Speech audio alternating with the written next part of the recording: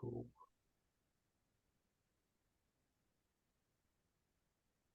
All right, I'm going to share my screen here. So I made a very like early 2000s PowerPoint. So you guys are feel free to welcome to laugh at it. And I actually looked for some like 90s clip art to hopefully pique your interest. But apparently they don't make the like little spinning like paperclip guy anymore. I tried to find them. But anyway. Can you guys see that? Yeah. Cool. All right. So like I said, we're going to be talking about financial freedom tonight. I assume this is something that all of you guys have probably been researching, learning about. That's probably part of why you got into real estate, I would imagine. But like I said, we're going to talk through some of the things that I find the most important in understanding financial freedom and trying to achieve it. So I think one of the most important aspects of financial freedom is trying to determine why you're doing it. You know, why are we doing all of this stuff that is difficult, challenging, frustrating? I know Gage and Angelo have been, working on buying real estate, and it is certainly not easy. Most days, there's good and bad days.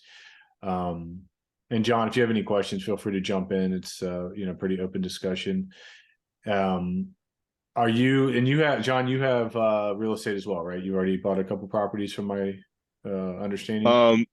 So not by myself. I'm a equity partner in the syndication Okay, that I just invested 2 months ago. gotcha. And I would say it's safe to say that achieving financial freedom is part of your goals and part of why you're in real estate. Oh, for sure. Awesome. So I think again, why is people call it a lot of different things, your motivation, but the common thing you hear in the industry is why. But it's like, to me, that is the basis of everything we do. And if you don't have a fundamental reason why you're doing this, the consistency to achieve financial freedom kind of fades. Like I've seen people come and go, whether it's doing personal finance stuff or investing in stocks or crypto or real estate or whatever asset type you choose.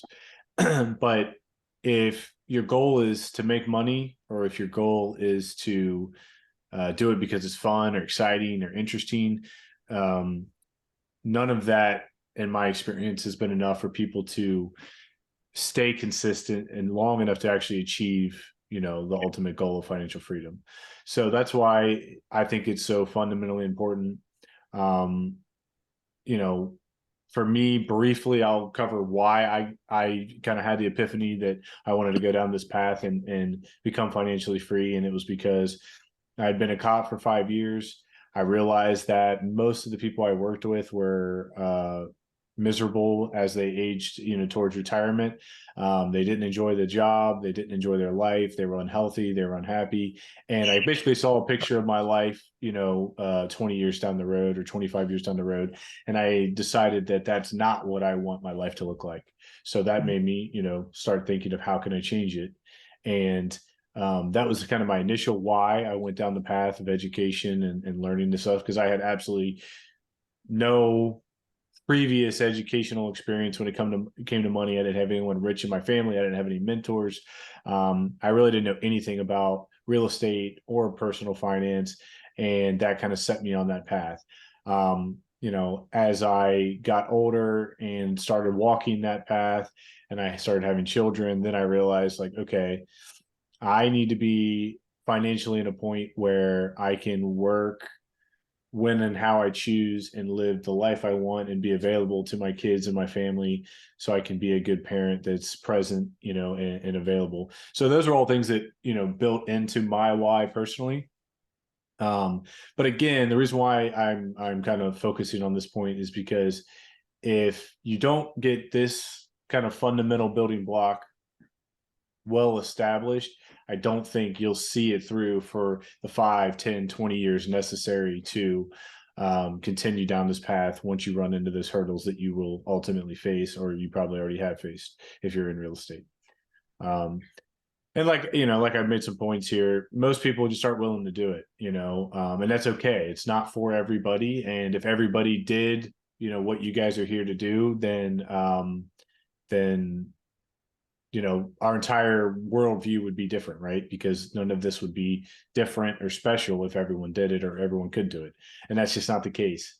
And I've had friends and I've had family members who think I'm crazy because of the way that I've lived my life the last 7 years. And sometimes I look at the way they live their life and I think they're crazy, right? And that's okay. Everyone is allowed to have their own opinion and perspective. Um, but again, I think this is fundamental, and we talk a lot about this in the group, determining why you're here and why are you doing all this stuff. So just stats, and you guys may very well know this, but John, we do record these for anyone who isn't here, and we put these on YouTube as well. So some of this is kind of basic or elementary level, and I want to make sure that anyone watching this understands from a statistical viewpoint just how bad the financial state most people are in America. So like I said here, 37% of people have no savings. Only 12% of retirees have enough savings. We have almost 17 trillion debt in consumer debt, which works out to almost 100,000 per each American. And obviously consumer debt is your mortgage, loan, auto, student loans, and credit cards. And these are the things that we do not want to inhibit us by living a different life. And again, if you guys have any questions at any point, feel free to jump in. So this I thought is interesting as well, just showing savings rates and capital savings.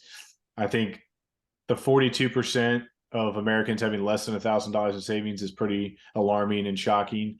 But I also think it's kind of surprising that 20% of Americans have over 50,000 in savings. I thought that was pretty interesting as well, because I would have actually thought this is a lot lower number than what it is. Not that that's necessarily enough, but it could be depending on your situation. But the fact that 20% of people have it, I think, is pretty interesting. All right. So as far as like actual strategy, obviously reducing expenses is a huge part of becoming financially free.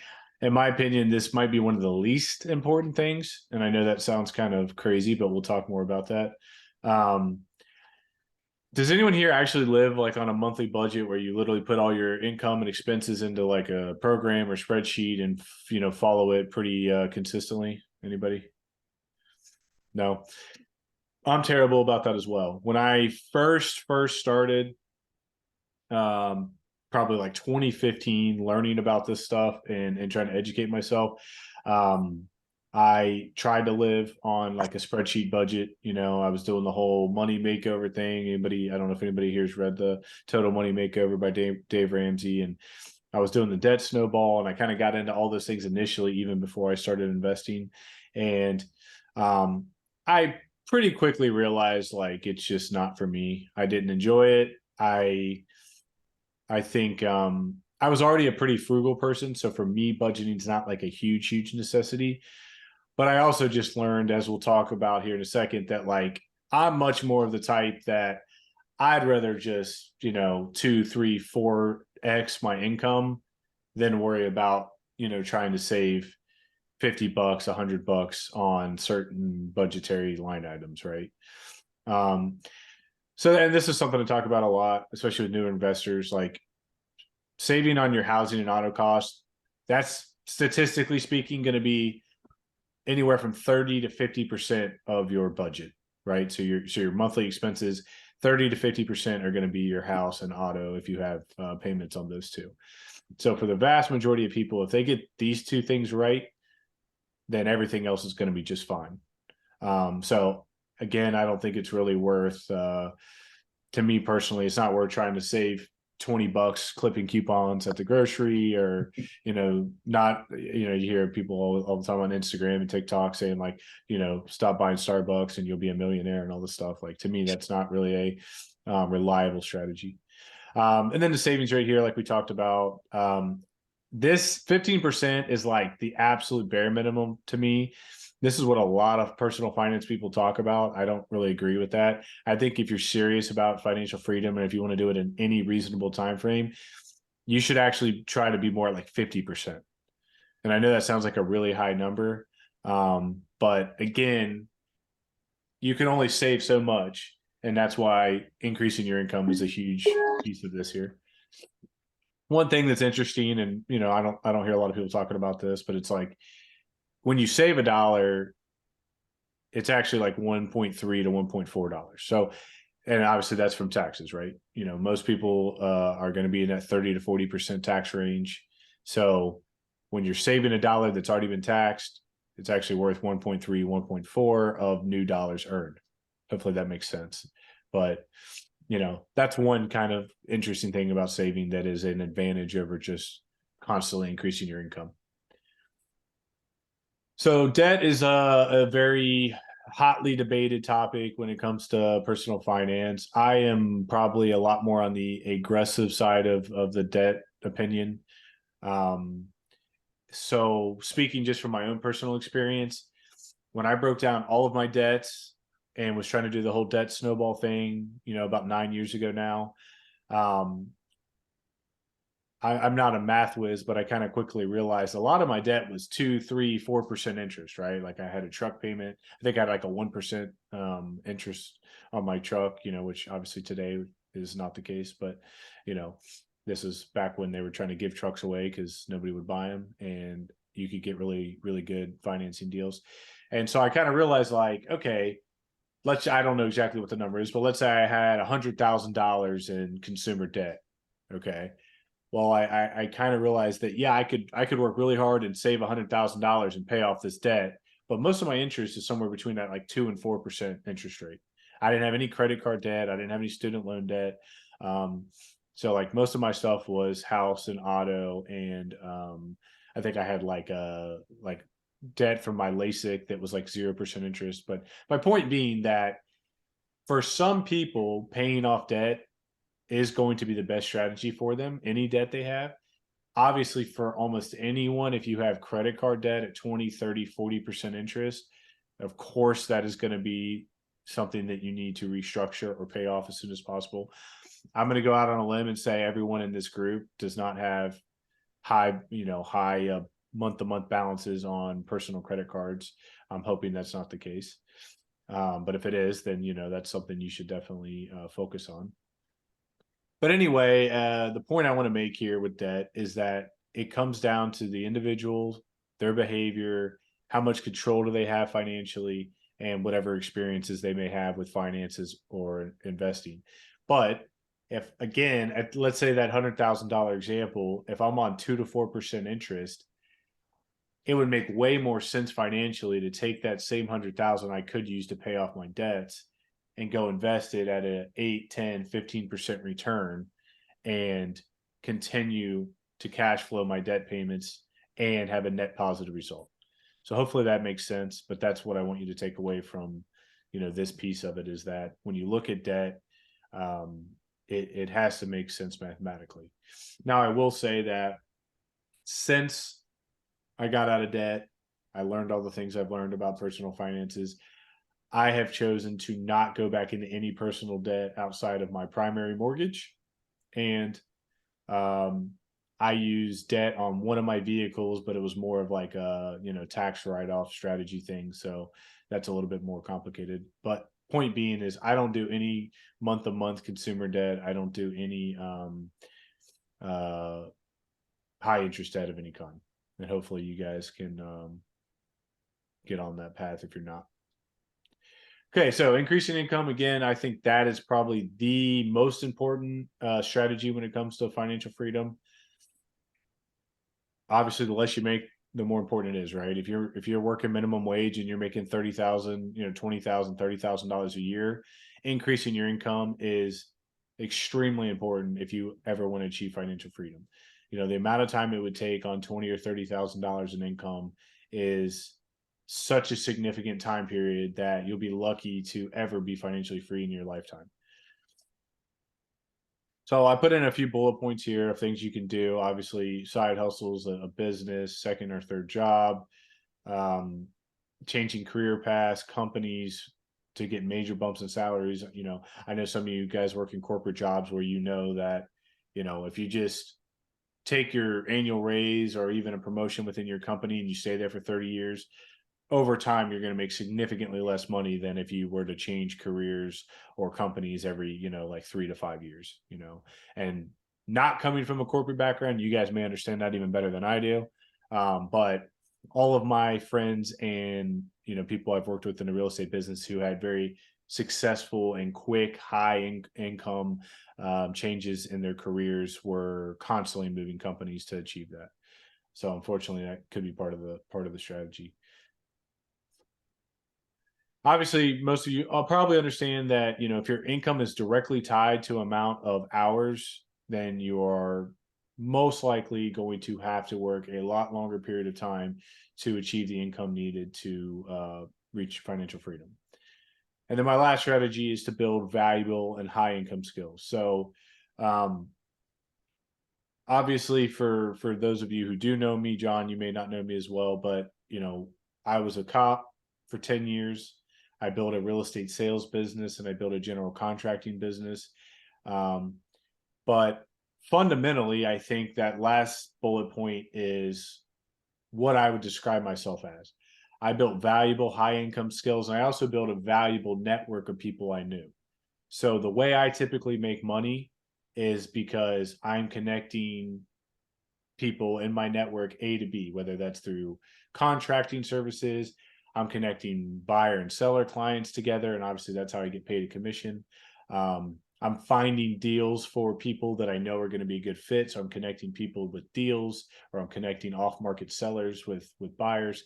So those are just examples of what I mean by like valuable high income skills. And I learned over the years that having that network, having those skills, honing those skills, and becoming really, separating myself in the real estate business was able to help drive up my value and my income potential by doing that. So hopefully that's a tangible example for you guys, and things to consider. And it doesn't have to be real estate related, right? Obviously, that's what I do, and that's what we talk about a lot in this mastermind group. But that could be a contract writer, that could be a freelance writer, that could be a photographer. I mean, I'm just thinking of that could be a web designer, whatever it is, right? But if you are distinguishably different than the vast majority of people doing what you do, you'll be able to leverage your value and make a lot more income. And obviously, why we are all here together is to invest, right? And if you're saving money, if you're increasing your income and you have a lot of excess money, or little or a lot of excess money every month, once you have a comfortable amount of savings to make sure you have a runway to pay your bills and emergencies, now you're able to invest. And I know that most of you in this group are already investing, and that's a good thing, and that's why you're here. And these are just some very basic, bullet points of what I look for in investments. I look for investments that I understand. I look for investments that are tangible. I look for at least 8% returns. I look for things that are safe. Now, obviously, we know no investment is necessarily safe, but to me, there are hierarchies of risk, and stocks and real estate and crypto and precious metals and any other asset type you want to talk about have different levels of risk.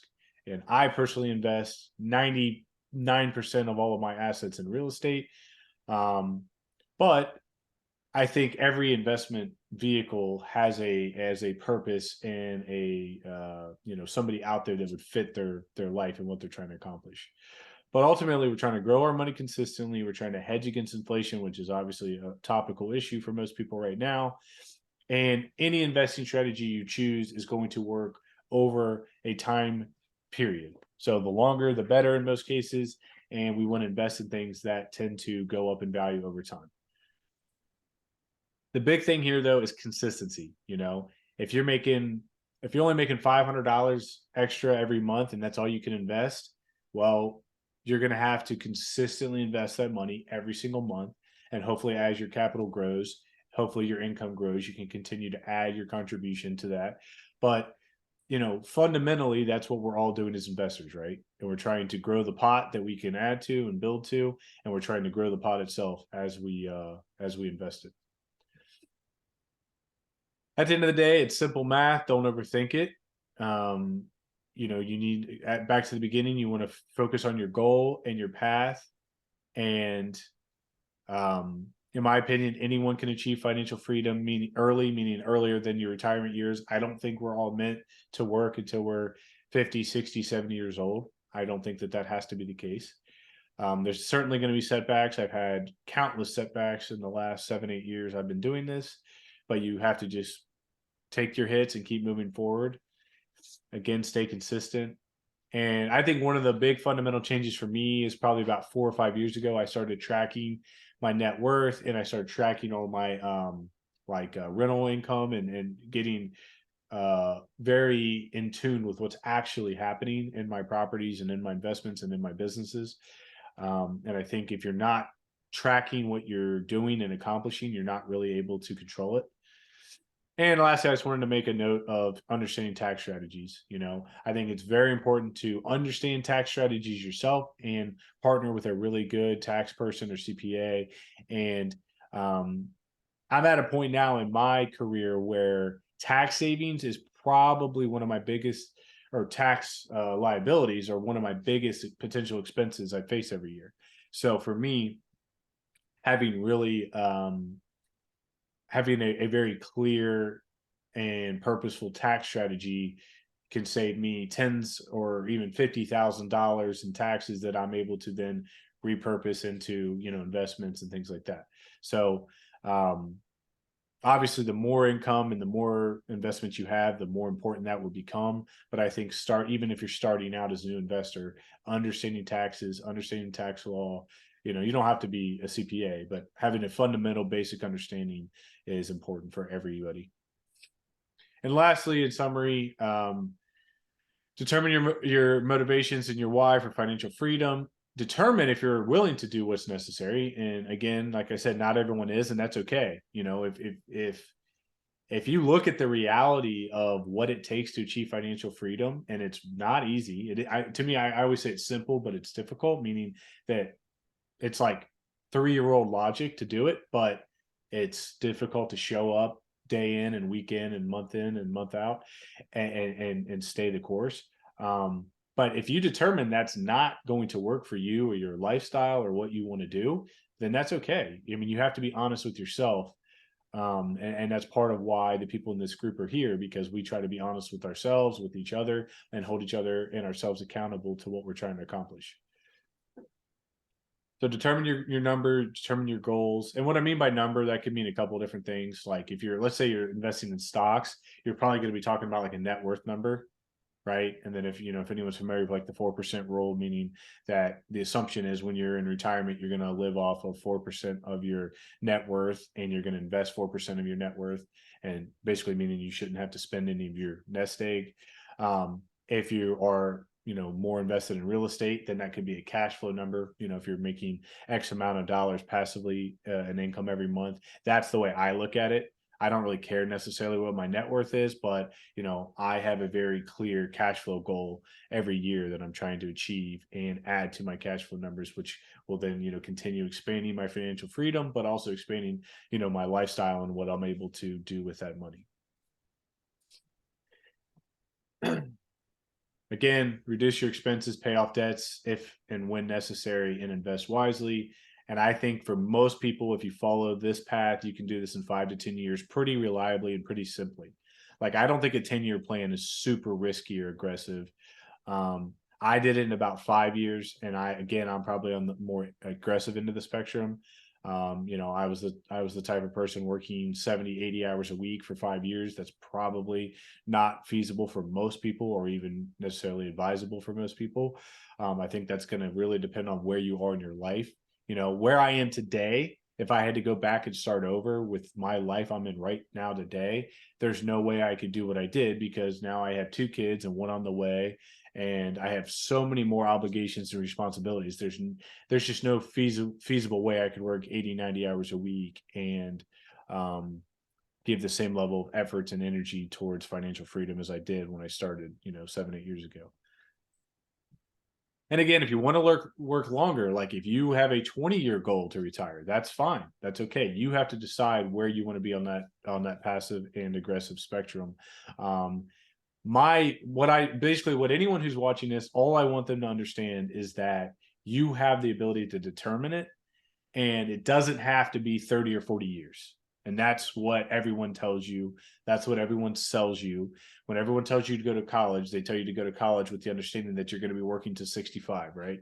And you graduate, if you do everything the way you're supposed to, you're going to graduate college in your early 20s, you're going to get your career started in your mid 20s, and you're going to work for potentially 40 years. And that's what is considered normal.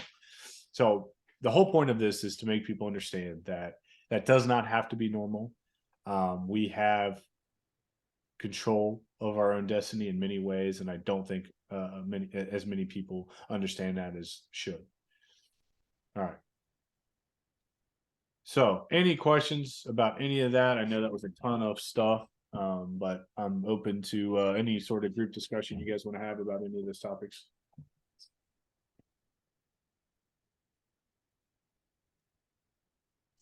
Hey, Joe, the one comment that I was going to make, to your point, knowing your why is extremely important, right? I mean, you're going to get hit, you're going to go through some difficult times. You got to know that why, right? And if you're just doing it for money, I mean, that's just not going to be enough. I completely agree with that. And to your other point of the normal thing to do, right? And you know that I'm not normal, right? I know you know this by now, right? But the whole go to school, graduate, then get a corporate job, and then retire off a 401k and, basically retire broke in a way, in my opinion. A lot of times the financial advisors will say, oh, well, you're not going to be paying that much in taxes because you're going to be living off like 30K, 40K a year, right? So like knowing that's not, in my case, not what I want, and I don't want to wait that long.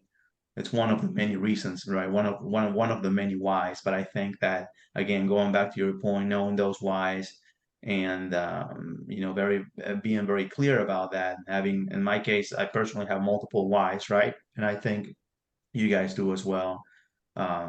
Super critical. Yeah, I mean, and there's a lot of good points in there that we could expand on, but it's like when you talk about money, and again, I came from a lower middle class background. I had a comfortable life. We had food on the table every night, so I didn't come from the slums or anything like that. But I did not have anyone in my life that understood money, at a high level. I didn't have anyone teaching me the value of money. I had parents who taught me the value of hard work, and they did things in the very traditional way. My dad went in the military. He was in Vietnam, and then he went out and got a job, and that was his life. And my mom, got like a associate's degree, and then went out and started her career and worked for a long, for 40 years or whatever. So they did things in the kind of traditional, what everyone tells you you're supposed to do way. So that's what I knew, and that's what I saw. I never thought I'd own a business. I never thought I would. I never necessarily thought I'd be like a college graduate, but I never thought I would be financially free at 30. And I certainly never would have thought that as I was hitting my mid 20s, right? Because even at my mid 20s, I didn't understand money. I didn't understand how it worked. There were so many things I didn't understand. Give me just a second. Mm, yeah. So I guess that while he's gone, um, another thing that's helped me is reminding myself that it's not gonna be comfortable sometimes. It's not supposed to be comfortable, right? And I know, Gage, you going through that foreclosure deal, right? And I know that's not comfortable. I'm closing on this duplex on Friday. Um, there was a few, uncomfortable days, right, where I had to just remind myself why I'm doing it, right? And then also at the same time leverage my network, right? Leverage my network and talk through some things. But I mean, personally, I'm super comfortable with stocks. That's normal to me. I've been doing it for 8+ years. Even the past couple of years or so, maybe 2022 was a horrible year. But again, that's my background. I'm comfortable with it, right? So as I'm trying something new with real estate, and I had to remind myself a couple of times, it is not supposed to be comfortable, right? And again, going back to the whys, and but yeah, if it's uncomfortable, I guess you're doing the right thing. Yep. That's where growth comes. When you're uncomfortable outside that realm of your comfort zone, that's the realm of growth. So that's where I'm at too right now with this foreclosure. Just trying to be patient, essentially at the point where the broker on the other end is just like kind of went radio silent, with the last thing being said is, we'll get to you when we can. So yeah. But Joe, I got a question for you. Yeah. So we talked about what my why was whenever I first joined, but I guess I kind of want to refresh that real quick. For me, my why is for people that don't even exist yet. I don't have a wife, I don't have kids, but my why is to be able to spend time with them anytime I want, to have basically lay the groundwork now to pay for my time from when they come on, and be able to provide them the schools that they need to go to, and pretty much anything like that. So that's my why, but that's not my only why. My other why is just I love the grind. I love the challenge of it. I like to challenge myself each and every day. That's why I sign up for half marathons and wake up at 5 a.m. and I'm obsessed with being scheduled and just doing all this stuff. It's just, I love it. And that's what I want to do the rest of my life. And setting goals in terms of money allows me to go for those things and challenge myself. So my question for you is, since you're already in that place where I essentially want to be for the most part. You are financially free. You are doing well. You have a lot of properties that are doing well in cash flow. If you were 26 years old and you had 4 years to put your nose to the grindstone, you don't have your kids, you've got that free time, what would you do to get to that financial freedom piece in 4 years? Yeah. Well, so the first thing, like we talked about, I would look at, your expenses. And I know you're already doing one of the things we talked about really well by doing the house hacks, right? So you're already reducing your living expenses tremendously. And I know I'm not sure. Are you trying to house hack this new property if you get it? Is that the goal? Okay. Yeah, I have extremely low expenses. Like, dude, That's great. That's great. Because, even when I started, I was already married. We knew we wanted to have kids soon. So like I was only 25 when I started educating myself, but I knew like I didn't have 10 years to figure this out because I knew I was going to start having kids and I was already very in a committed lifestyle, right? I had a lot of obligations and things like that. So you are in the ideal spot, right? Outside of being like 18 years old, you are in like the perfect candidate for this stuff we're talking about. The older you get, the more obligations, the harder it is. Okay. So anyway, all that's to say, you're doing step one really well because you're house hacking, and I think that is the most fundamental wealth building thing anyone can do. I know Angelo is about to take his step into his second property and house hack it, so he's on that same path as well. And if I could go back in time, that's the number one thing I would have done, because I made all the mistakes that most people make. Right out of college, I got I got my career going as a cop, and I started that young, right? I was able to start my career at 21, which most people aren't. But I started making some decent money. I started, making some overtime, and all of a sudden I'm like, oh yeah, man, I'm living the high life. My wife, she graduated college, she started making good money, so we went out and bought the most expensive house we could qualify for. We went out and bought expensive cars. I bought a brand new truck. She bought a brand new Cadillac, and the next thing you know, it, like I just said earlier, I was like $100,000 in consumer debt between my stuff and her loans, and then obviously we had this huge mortgage on top of that. All that's to say, I made every mistake you can make, and you're in a position where you don't have to do that. So, or you haven't already done that. So I think for you, you need to work on increasing your income, whether that's through your career or through a business, a side hustle, something where you can monetize your skills or your hobbies. And it doesn't have to be anything crazy, but like, let me just put it to you like this. with the 2 properties now you're already working on, right? I don't know what your cash flow is, but let's just say your cash flow between those 2 is going to be $1,000 a month. And let's say you're able to go out and get a hobby, even making $1,000 a month in extra income. Now you're at $2,000 a month in extra income, right? That's $24,000 a year. That alone should, at a bare minimum, if you do nothing else other than pay your bills, this is assuming no other savings, it is going to allow you to buy 1 property a year, right? Based on the rate you're at. Now, imagine if you get your income up to $100,000 a year, and you're able to save half of that, half your gross. Now you're going to buy 2 properties a year. And again, that's assuming that you have to leave all your equity in the deal. Now, if you want to do it like I did and further accelerate your investing, I got into really heavy value add bird deals, right? So I was taking my $50,000 in savings every year once I got to that point, buying a couple properties every year, and then every year, 12 months later, I would refinance, or 6 or 12 months later, I'd refinance my initial investment out through value add deals. And then I was taking another 50,000 that I had already saved again in that time period, and now I'm investing 100,000, and then I'm investing 200,000 or 250,000, right? Because I'm still saving the 50 every year by keeping my expenses as low as I could. So hopefully that makes sense. But that's the strategy I would go. You don't necessarily have to do the BRRRR strategy, but I think as you get a couple deals under your belt, you're gonna understand the math of why it's, the velocity of money and doing it that way, and compounding your money by getting all your capital back over and over and over. And sometimes, like, obviously we've talked about some of my deals here. I've had a couple deals where I got a ton of cash back on top of what I put into it, right?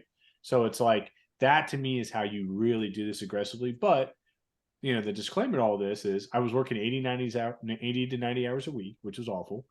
I was running basically 2 full-time businesses plus having a full-time job. Plus the type of deals I were doing are the most stressful and time-consuming types of deals, right? And that's on top of everything else. Like, that's not counting all my hours I'm working. And in the beginning, when I didn't have capital, that was me on the job site, on the property, doing a lot of the work myself, like you are, and I know you're doing that too, so you understand that pain. But if you're working a job and a business or side hustle plus doing all that, it's going to quickly become overwhelming, right? So again, I'm not saying that that's the perfect strategy. That's the way I did it. It worked out. But it was time consuming. And, another thing, and people don't talk about this enough, I lost a lot of relationships during that time. I basically had 5 years where I didn't exist, right? I'm sure you can imagine my family relationships were strained or broken. I got divorced during that time period. My wife, we had obviously other issues, but like a fundamental issue of our relationship was I just was never there. I'm working 90 hours a week. And that's not conducive to keeping a happy marriage, right? So again, it's not all sunshine and rainbows. I lost a lot of friends.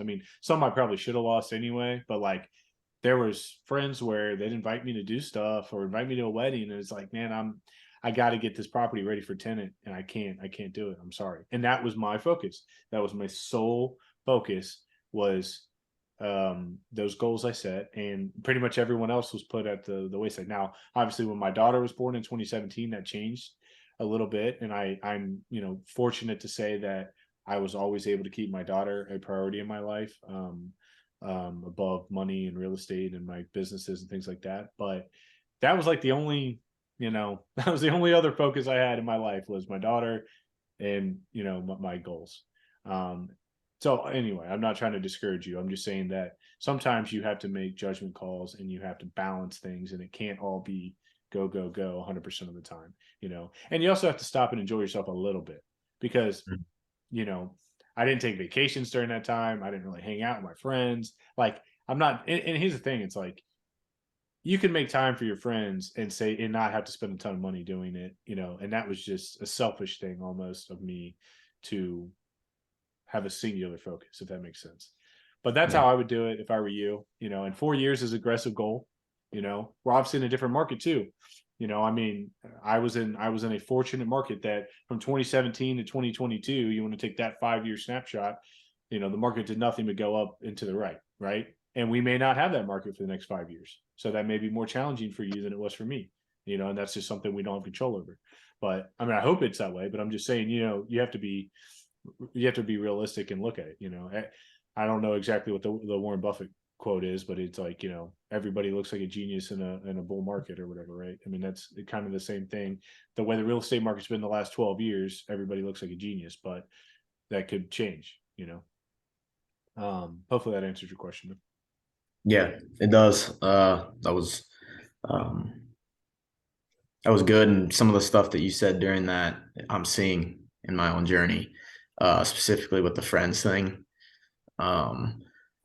Because like you said, some of them you probably needed to lose. Where it seems like for me, a lot of the friends that I'm not hanging out with anymore were the ones where it was just getting drunk on the weekends anyway. And so it's like, well, that's not something that's going to be productive for me in life in any way, ever. So I'm still able to hang out with the friends that don't want to do that all day. So it is, though, a sacrifice, I think. But the way that I see it is kind of like you said, is kind of off the map for that 4 to 5 years. And it's quick, but if you can do it right and get it done in 4 to 5 years, then after that, kind of got your infrastructure set up. And that's really how I want to do it. So another follow-up question I had to all of that, though, is would you say that as you grew with these bird deals, and I know some of your units are a lot bigger than others, you got some larger commercial, like 28 unit, would you say that the larger units have contributed to your accelerated growth faster as you stack? Say instead of doing that large one, you just did a whole bunch of duplexes, would you be in the same position now, or would you say those larger deals have really helped to quickly grow? Well, I would say from a cash flow standpoint, the bigger deals have accelerated my my monthly net cash flow numbers a lot. So if that's your goal, that is a tool, a good tool to do that. But what's funny is, like, if you look proportionally at like net worth, let's say as a kind of a contrasting metric, mathematically speaking, all of my best deals have been small deals. You know what I mean? Like the I think we did the one we did on the deal breakdown, whatever that was, I cashed out 150 grand in excess of my cost, right? So all my capital back plus 150 grand, and that was on a duplex. You know what I mean? And it's like, that's a home run deal. Yeah, that's a home run deal. But like, so for and that was like a 9-month rehab with all the delays and everything. Probably like 6 months on site. And I could have done like 5 of those at one time if I could find 5 of those deals, right? So I mean, if we're talking scale, like, if I could do it 5 times, and what is, what is that? I don't even know, $700,000 or whatever, and cash out in 1 year off of 5 relatively small deals. Again, that's a home run kind of, unicorn type deal. But the reason why I bring that up is if you contrast that to the 28 unit, which is an 18-month grind, 28 apartments, a bunch of CapEx, deferred maintenance, and because it's a bigger deal, I have a partner. At the end of the day, I'm going to be lucky to have a $600,000 equity position, and then I only get half of that. So it's like, at the end of the day, I'm going to have maybe 300 grand. Now, I'm not complaining. That's great, right? I get basically, everyone's like, okay, well, you made 300 grand in 18 months. It's like, yeah, but I also made 150 grand in, what should have been like 4 months. And I could have done that 5 times at once. You see what I'm saying? So it's not all sunshine and rainbows just because you're doing a bigger deal. Because again, on most big deals, you're going to get a smaller piece of a bigger pie, right? And it also could be a bigger pain in the ass. So I mean, those are just things to consider. Because like right now, I'm doing 3 small deals right now. I mean, that's what I'm doing. I'm buying a couple small deals. I got another one under contract since our last call, duplex, and I'm basically, like I said last call, I'm taking what the market gives me. I don't care what it is. If it's a 50 unit, awesome. If it's a single family that makes that makes sense, I'll do it. And I'm just shifting my strategy because I have to. Gotcha. But for me, cash flow is the bigger thing. I don't care about equity really. Maybe I do, but like that's secondary. I care about cash flow. Like I said in our January 1st call, I want $15,000 a month in net free or in net cash flow, and that's my goal, and that's all I'm focused on getting this year. And I'm going to do what I have to do to get to that number. And if that's 10 duplexes, fine. If that's a 50 unit, great. But whatever that is, I'm going to do it. and then every year I'm going to keep growing that number. And because my long-term goal is I want $50,000 in net cash flow. And I know at that number, I'm going to be able to live the lifestyle I want. Obviously, I'll be completely comfortable. I'll be financially free, 10 times over. And I will be able to give back and fund the things that I care about, things I'm passionate about, So that to me is my long-term goal, When do you want to do that by? I don't really have a set timeline, but 10 years, hopefully it's sooner than that. But if it takes 10 years, it's fine. I don't like, if I stay consistent like I have been, I think 10 years is a very safe number, right? Like that's a soft landing type of number. Obviously if I do scale up into more bigger deals, then it could be a lot quicker than 10 years.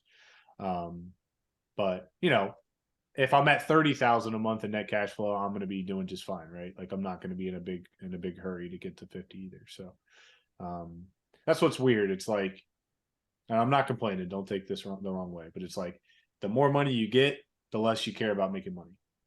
It's an inverse relationship.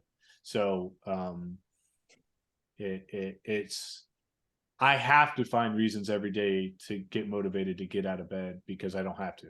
And again, I hopefully that doesn't sound like arrogant. It's just the reality of the situation, and I have to force myself. And like you said, I love the deal.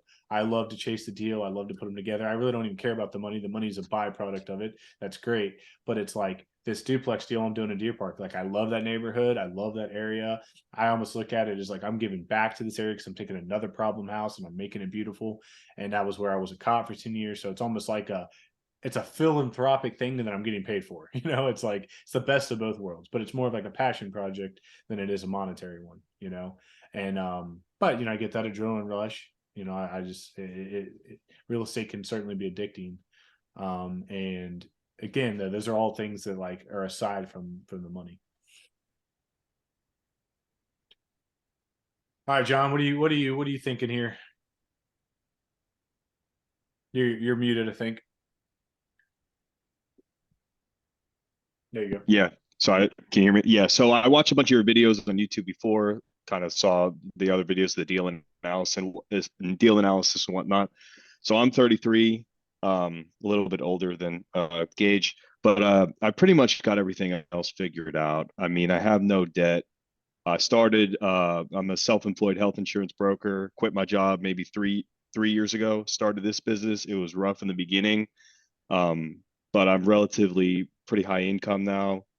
So I don't have to worry about like anything as far as financing, but I'm not rich. I still go to work. I still cold call people. It's a pain in the ass. I'm so over cold calling people, even though I get paid very well. So what I'm trying to do, 5 years ago, I started going to Bigger Pockets meetups. Didn't have the capital, had a normal W-2 job, hated it, was looking to all these big players, and I was like, how the hell do I get involved in real estate? Read all the books. I still read books all the time. Was on Bigger Pockets. I saw maybe a post that you did, and that's how I found your thing, and I was looking at everything. So my whole thing is I'm looking to get started. So I'm an equity partner in the syndication of 200 units in Dallas, where I'm thinking about moving in the next year. But I'm a limited partner. They handle everything. Basically, it's going to kick off whatever 8 to 16% returns once the property's rehab. So now I'm looking to get my own. So I think all of you guys, if I'm right, own in the Cincinnati area. Is that right? Yeah. So I was looking on Bigger Pockets. Florida's too expensive where I live. It's a hot spot. Nothing makes sense here. It's like negative cash flow. Miami area? No, I'm in Coral Springs by Fort Lauderdale. Fort Lauderdale. Okay. Yeah. So everyone's moving here. The traffic is getting horrendous. They just across the street from my townhouse, which I bought in 2014 and I paid nothing for. They're opening up a 700 unit apartment complex, and it's getting out of control. So I was told to check out Ohio, Indianapolis, or whatnot. So that's where I saw your post. So I'm thinking, and I'm going on a cruise in 3 weeks, and after I get back, I have some capital. I'd like to buy something maybe in Cincinnati. I've had brokers reach out to me from Columbus and whatnot. Now, I've read all the books and everything, but it's always nerve-wracking to make your first deal on, like, say, a quadplex or whatnot, especially out of state. So my whole thing is I don't need someone to necessarily hold my hand, but kind of like guide me. Hey, look, this area is nice. It's not the total hood. You can make a good return here. I've heard this management company's pretty good because they all have horrendous reviews. I've looked at a bunch of them. And I know that happens with tenants and stuff, but landlords too, just complaining. So I was just kind of looking to see if Cincinnati is going to be the best area for me, whether we can do a deal together. You can help me find a deal or whatnot. I'm open to anything. As soon as I get back, I'm really looking to do a deal this year, my first deal by myself. Yeah, that's awesome, man, and we appreciate you joining us. And like I said, normally our call we usually have about 10 people, and we're more like exactly real estate focused. I think a lot of people saw that we were talking about not real estate stuff, so they're probably turned off. But with your so focus on the topic of tonight, though. What is your goal? Like, why are you doing this? What is your fundamental goal as to why you're here? Um, to not have to work as hard with as far as active income. I know I can spend more money on leads and make a little bit more money and stuff, but it takes up all of my time during our busy season, which is like tax season. I'm working the 80 hours or whatever, a week. It's crazy. So I found real estate years ago. Just I've seen people, it just completely free up their time where they can live a really good living more passively. And I'd like to have some assets. I don't really have any assets right now other than active income and my personal residence. But I've just seen what real estate's done for people, and I'm looking to free up my time. Like Gage said, I'm engaged, but I don't have any kids yet or anything. So whenever kids do come, I don't want to be working all the time. I only want to work like really when I have to, and so that's my goal. I like flashy. I like Lamborghinis and stuff too. I've always wanted one. I have a Corvette now. So I'd like to have something really nice, big house. That's part of the reason why I'm thinking about moving to Texas soon. Um, you know, that's mainly what I'm looking for. So when you say that, you want passive income to offset your active income, like approximately what are you thinking, like goal wise? Like what would you Like need to how many what would you properties are a year? well, yeah, so like what would you want your passive income to be to achieve that goal of helping you balance your time? I still always see myself working because I'm just always been like that since I was 15. I wanted to be like an entrepreneur. So I'd say like now realistic, like something like maybe 10 grand a month, work up to that. And then, go from there and, have some appreciating property, some equity, cash out refinance. I'm reading Multifamily Millions by Dave Lindahl. I don't know if you ever read that. It's about repositioning apartment complexes. I thought it was cool when I went to the syndication. I went to the apartment complex, saw it was like a C-class property. Definitely needed some work done, but they told me, hey, we're gonna like do this, gonna do that, gonna do that. And I thought it was pretty cool to see that. And I'm gonna go back there and check out like the transformation in a few months. So yeah, 10,000 a month is a good starting point for me. And then of course I'll have my active income too. So and then I'll go from there. I don't know if you ever heard of it or ever read The Millionaire Fast Lane by MJ DeMarco. There's a website called the Fast Lane Forum. I'm like a premium member on it. Basically, it's not real estate related. They talk about that here and there, but it's just a forum where all like entrepreneurs, people who start business, people looking for ideas, there's some heavy hitters in there. The Fast Lane Forum is a good place too, as far as like stuff that we're talking about now. And a lot of people, what I've seen a lot of the older guys in their 50s and stuff who basically kind of semi-retired, they made a ton of money doing e-commerce. Whether it's Amazon, their own website, Shopify, and they funneled that money into rentals or Airbnbs or whatever it is that they have. So, like a lot of them do have flashy cars like McLarens and stuff like that, but a lot of money was earned online, in which they've kind of bought into rentals to kind of offset that. Yeah. No, it makes a ton of sense. So just like rough numbers, just so you have a little bit of an idea. Like if you were trying to accomplish 10,000 a month approximate cash flow, you would probably need at least 50 doors here in Cincinnati. And that's, if you're able to achieve like a $200 a door cash flow. Obviously there's a million variables, but that'll give you some sort of idea. You're going to be somewhere around that, 50, 60, 70 doors. Yeah, that's what I was Should thinking. Somewhere around there. accomplish that. Yeah. Cool. Is the $200 door, is that like net after expenses and everything? So the way I look at it and kind of my minimums are, I want 200 after fixed expenses, meaning after, vacancy, I put a percentage in for fixed, but vacancy, utilities, lawn care, snow removal, whatever, all fixed, all my known costs. So the only two things I don't account for in that are maintenance and CapEx. Now, obviously you could use a percentage if you want as a placeholder. Again, my strategy is like complete renovation. So I don't really have a whole lot of CapEx or maintenance on my properties because they're all completely renovated, but I know, for most people you do.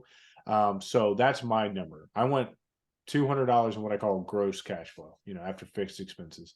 Now, more often than not, I'm really close to keeping that $200 number, but if it's a 10 unit and I have 2,000 a month and gross cash flow, obviously maintenance or CapEx would have to come out of that. And so what I do is I keep a set amount of reserves per property. And then when something comes up, it comes out of that. And then I use my cash flow to replenish that reserve number. So that's my strategy. That's how I do it. But that's how I underwrite deals. I know if I can't get a $200 gross cash flow number, then I wouldn't even look at it. Now, would you say as far as the market, like Cincinnati, would you say, I know you guys like all invest there. Would you say it's one of the best areas that you can find in today's time as far as like, I know the Midwest just cash flows and a lot of other places don't? Yeah, I mean, obviously I don't invest anywhere else, so I can't speak to it. All I can say is I have clients from all over the US and all over the world who they all did a lot of research and they chose to come to Cincinnati. And honestly, I think there's probably 10 or 20 different cities you can invest in and have similar success. I think the most important thing if you're investing out of state is finding the right team, and I think wherever Yeah. you find that right team, whether it's, Cleveland, Columbus, Indianapolis, Cincinnati, Louisville, wherever that is, that's where you're going to have the most success. I don't think the individual city is going to be the number one factor. Yeah, that's what I've heard, that everyone talks about the team and bigger pockets and how hard it is sometimes to find reliable property manager, contractor, all that. Exactly. Yeah. Yep. No doubt. All right, so we have like a little second segment we do every week and you've already covered a lot of this, so it should be pretty brief. But we talk about, so introduce yourself, which I know you already did a little bit. I'll have you go first since we have such a small group, and talk about your short and long-term goals. I know you mentioned that briefly, and anything else you were looking to achieve or learn from this group. And then when you come back, you'll do a goal update. So you're going to talk about your progress, and basically it just forces you every 2 weeks or whenever you return to keep thinking about your progress, thinking about your goals, and it helps hold us accountable to each other and ourselves. So if you want to lead us off, fill in the blanks there on the things you didn't cover, and then everyone else will go. Yeah, I guess first goal is anywhere from 800 a month to 800 to 1,000 a month in cash flow, closing my first property. I would say this year before September. My other business, kind of standard health insurance, it's kind of the same thing every year. We're in the dead time, so I can travel if I want. It's not busy time, so I guess continue that anywhere from 10 to 20,000 a month with that, and then I'll look for some 800 to 1,000 a month in cash flow. Maybe in Ohio. All right, Angela. Yes, sir. So, like I said, we'll be closing on that duplex this Friday. So if I'm looking at my 2023 objectives, then I would have to purchase 2 more units, which obviously, I got a few things that I gotta work through. But I'm hopeful that towards the end of the year, I'm hopeful that I can possibly find a couple more. Then on the monthly savings, we are right on track. Actually, if I keep doing what I'm doing right now, I should be able to exceed that goal by a little bit, hopefully another 500 a month. which helps, right? It'll help fund some future deals. And then I finished reading the book on the managing rental properties by Brendan Turner, right? So I finished rereading that one just as a quick refresher. And then I'm gonna go ahead and focus a little more on there's a tax strategy one that I read a while ago. That was a bigger pockets one too, I think. I'm gonna go ahead and revisit that one just as a quick refresher. Um, and yeah, other than Angel, that, sorry to interrupt you. How did you like yeah, the Brandon Turner book? that was actually pretty good. Yeah, yeah. Yeah, I just I bought do it. I do recommend it. If you haven't read it yet, I do recommend it. Yeah. Okay, great. I'll read it. Plus, you can find, a bunch of the forms and then you can tweak them. You go to Bigger Pockets and then they got all the forms that he uses from pre-screening to rules and regulations and, how to kick somebody out, etc. Right. And then you can tweak them and go from there.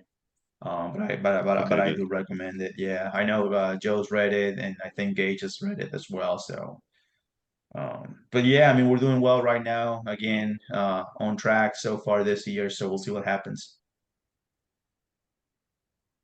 Awesome, man. Congrats. Yep, Thanks. looking forward to seeing you close on that one and get it all set up the way you want it. All right, Gage. All right. So still under contract with that single family in Dayton. The foreclosure. Closing date was 3 days ago. And they just got back with us and they're extending that out, which is good. So now it's just a sit and wait until basically I still have this addendum out. And I guess there's very few people that can actually sign off on approving an addendum or not on that side for them. So just waiting on that, trying to be patient. So got that going on. In terms of here, I pretty much got my checklist whittled down to the very last few things I'm gonna do before I get all my stuff and pack up and get out of here and put it up for rent. So I was able to had a pretty good idea for the bathtub. I don't know if I told you guys about that, where it was the walls weren't waterproof. It was just drywall to the bathtub. So I found some pretty good vinyl like walls, and was able to shape them and cut them in there and use some type of glue, some type of adhesive that worked really well, and then sealed it all off and did it all myself. And it's it's good. So Awesome.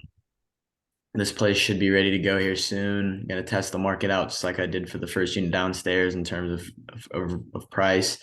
I know with it just having a bathtub and not a shower, that'll be a little tricky. A lot of people don't like the idea of taking, a bath or whatever, especially in a rental, I don't think. But you know, other than that, in terms of, let's see, on the personal side, I just got my trip to Kilimanjaro all legitimately booked out. That's happening at the end of July. I've never climbed the mountain and I've never camped before, so it will be an interesting first experience. But it'll be one to remember, that's for sure. So I've got that. I've got a 5K Saturday, trying to get some new PRs. And let's see.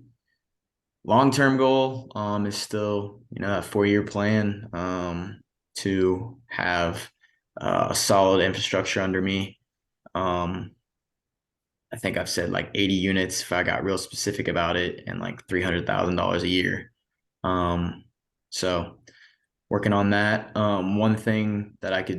One piece of advice, I guess, or a piece of value for the group is for my business that I own. We post a lot on social media. I found a really cool automatic posting website.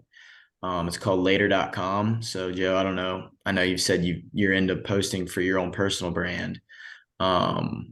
It's relatively inexpensive and you can sit down and spend an hour and you can literally get your whole like month of social media planned out in like an hour. Nice. Connects to all your different mediums from LinkedIn to Instagram to Facebook to Twitter to Does it TikTok. help? Does it help with content, or you have to have all your content already like pre-made? So it's connected to Unsplash.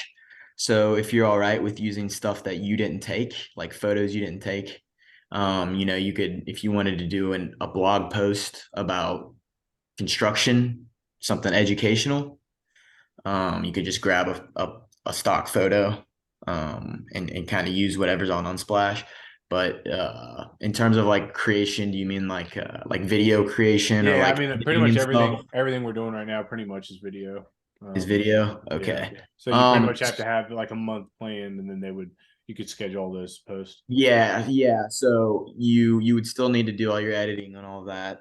Yeah. But you can easily just, put it in a folder and then upload it to that. And then you can kind of take that next step, putting it all in whatever Yeah. you want. No, that's cool. I'll have to check it out. Yeah, because I just got a new editor, and yeah, we're working on making at least 3 short videos a week. So Cool. Other than that, nothing else new. awesome, man. Congrats on all those.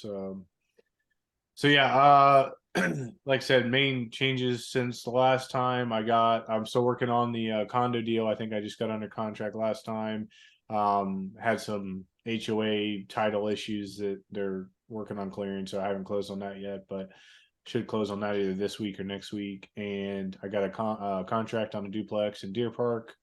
So I'm working on that one. It's a little bit interesting. It's a side by side where the left side is zoned commercial and the right side is residential. So it's very odd. And I was, I've been in the building a couple times, even years ago when I was a cop. So I was a little bit familiar with the property, but working with the city on getting the conditional use for the zoning of the left side changed back to residential. And that's an interesting process that I've been working through. But long story short, it's a big packet, bunch of paperwork they want, plans and site plans and all that stuff. But the interesting part was they have to mail a letter to to every property within 300 feet of that property, and notify them of a hearing for the zoning commission. And then they also have to put it in a public newspaper 2 weeks prior to the hearing. So at the earliest now, I turned on the packet today. The earliest now would be the 24th. So that Monday would be my zoning hearing. So anyway, just interesting. Now I already talked to some of the people on that board because I know them from working there, and they've basically told me that there won't be any issues with my request. But still, working through that process has been a new experience. So hopefully it'll work out, and I'll close that one shortly after that hearing. But yeah, that's it. The 28 units going well. We had 3 more units in progress. Got the other 2 leased up that were finished, and my guys seem to be picking up steam on that a little bit. Like I feel like it's been taking us like 6 weeks to finish a unit on average, and now it's more like 3.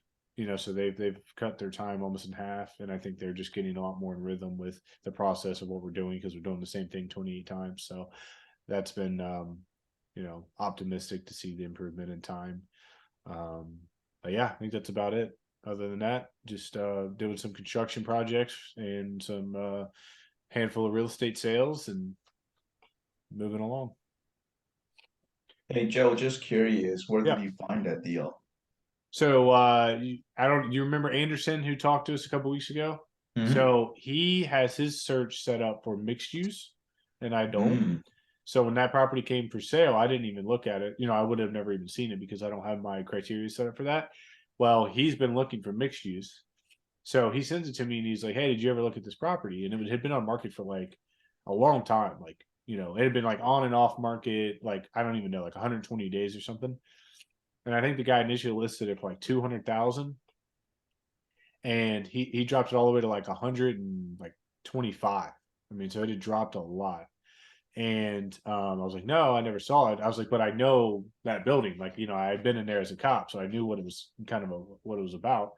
And so I was like, yeah, I'm gonna go look at it. So I went and looked at it, and I'm like, man, if I can get this thing even at this price or even a little bit lower, it's amazing. I mean, it's a full rehab. I got to rehab it all, but The big thing was, is that commercial space going to be able to be changed to residential? Because if it was a commercial space, so I worked there for 8 years in that city, and I think 7 of the 8 years that commercial space was vacant.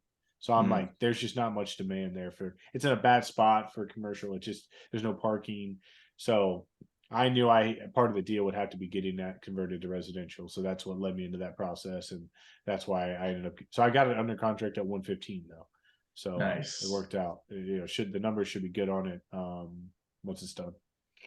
Nice, congrats, man. And I got a question maybe for you. I don't know if John or Gage have any experience with this, but what are your thoughts on so from a pre-qualification or pre-screening standpoint, income requirement, what are your thoughts on counting child support as income for a potential tenant? Yeah, I mean, I look at all forms of income. So, I mean, if it's Social Security, if it's whatever. I mean, any form. So, yeah, I would count that as income. Okay, cool. And yeah, that Joe, book, the managing rentals book, that's a good one. That's pretty much that was my tenant leasing Bible for my entire process. And then some of the things that Joe compounded, some of the lessons that he gave after that were really good too, like showing the house on a Saturday to everybody that's interested. That way, you're not potentially wasting time showing like a whole bunch of different people the place when half of them might not even follow back up later. Yeah, it's hilarious. We like so Victoria, my assistant, she just held a open house for the 28 unit, and she had like 15 people RSVP, and I think like 3 showed up. So like that just shows you, They don't care. how bad attendance is on those things, which is why we don't do private showings anymore at all ever. The only exception is that they are literally approved and placed a deposit. Then we will show them by the because it's basically their apartment. But outside of that, no. John, what were you gonna say? So I had a question. So I know you have the 28 unit with a partner. How does that work I'm guessing you're both general partners. Well, how does that work when you 1031 and someone like wants to cash out? Yeah, so the way we set it up is in Ohio they have a thing called tenants in common, which actually means that we have separate holding LLCs that each own a percentage together. So I know that sounds really weird, but Yeah, no, literally, I'm a real estate agent. I remember okay, that in the exam. So yeah, and I know not every state has that, but I think Yeah. Florida and Ohio have very similar real estate law. But anyway, yeah, so it's very odd. So like, it obviously isn't split down the middle by like a certain number or anything like that, but it's like, we are technically 2 separate entities that are each own a portion of the building. Okay, so when you sell it in 1031, you would just be responsible for your half. Yeah, so it basically from a tax standpoint and a security standpoint, we are totally separate entities, and because he 1031 into the deal with his money. So yeah, he has his own totally separate entity. So like theoretically, I could sell my LLC to another owner as a percentage of whatever that like appraised or market value would be, and they would basically just replace my ownership. Or I could even like sell it in 1031 my ownership, and he could retain his, because they are literally like separate entities that are each owning a percentage of a property. Is that what you plan to do? Just 1031 until you die and leave the property to your children? I don't even, so personally, like up to this point, I haven't sold anything ever. I'm much more in favor of refinancing my equity out and going and buying more properties with tax-free money that way.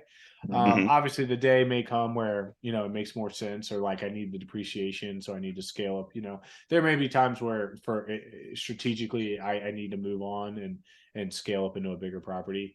Or like I've even thought about, like, one of my personal goals is to buy a lake house in the next like 3 years. So like I've even thought about, well, maybe, if I'm going to do like a personal / short-term rental, 1031ing a real estate, and that gets a little more complicated, but I may 1031 a property into like a lake house or something. So, I mean, there may be ways I do it, but overall, my strategy is just to refi my equity. Nice. Hey, just a thought. Once we get that lake house, maybe we can do like a Absolutely. No, mastermind definitely, man. retreat or something Yeah, like for that. sure. Just For throwing it sure. out there, man. No, yeah, you absolutely. I 100%. So yeah, I mean, obviously, most of the people in real estate know who Joe Fairless is, and he's a friend of mine. And one of the big ways that I became so close with so many people in Cincinnati is that he started a mastermind back in 2015 when he was first starting syndicating, and he bought a lake house, and we all got to network and go out there and hang out, and that's the same lake house that we're looking at buying, and I have a couple other friends out there as well. So yeah, absolutely, for sure, I would do that. That's funny. I read his book 2 months ago on syndication. Yeah. Who did you end up syndicating with? I was going to ask. Reap Capital, REAP. Okay. The CEO is David Lilly. He actually commented on one of my Bigger Pockets posts. I said, what should I do with $100,000 in cash? Like, basically, I made a post about that. Yeah. Should I invest in a fourplex, Sure, whatever? you had He sharks commented, all over you. yeah, I mean, no, he just commented, didn't even try to push on me at all. He said No, okay, I'm you'd probably kidding. learn he said you'd probably learn a lot more being a limited partner in a larger deal and whatnot, and it would probably be a good stepping stone. And then I friended him and kind of reached out. I was like, well, what do you have to offer? And he said, well, here's my site, whatever. They didn't try to push it on me at all. When I went to Dallas, they were like, hey, we have this deal. You can come see it if you want. I went to their previous properties. They showed me before and after just to give me the scope of work that they do. A lot of people that I knew when I reached out to some of the lawyers, they knew of them. They said that they were pretty stand-up people, had a different lawyer review the documents and whatnot. And yeah, from Bigger Pockets, it's called Reap Capital. Okay, gotcha. No, I don't think I've heard of him. If I have, I forgot. But no, that's cool. It sounds like he's going about it the right way, like you said, not trying to, push people into deals. Yeah. And that, and I respect that strategy. And, I've talked to the guys and girls in this group, like every single private money lender or partner I've partnered with in the past have literally all, approached me. And that's what I try to tell people is like, if you operate your deals well using your own money, obviously ideally, especially at the start, and you make good decisions and you do things the right way and you tell people what you're doing. Obviously that's the second part of that a lot of people don't do. But I started out by literally, posting on Facebook, going to look at a property today, or taking a selfie, like back when Snapchat came out or whatever, just like very little minor, silly, just typical social media updates, right? I mean, obviously we're talking social media 7 years ago was a lot different than it is today, but all I did was just tell people what I'm doing, right? Post before and after pictures, whatever. And then that started, having people come to me and being like, hey, I'm inheriting some money, would you ever want to, invest together? Would you ever want to, borrow money to buy a property or whatever, right? I've had people literally solicit me, and I think that's definitely the right approach, because if I'm calling people up like, hey man, can I have some money? Or do you want to, will you give me money to do this deal? It's like, it's not a good way, in my opinion, to try to grow as an investor. And I'm not saying you can't ask people for partnerships or money, but there's definitely a good approach and bad approaches to doing it. All right, any other final thoughts, questions, or comments?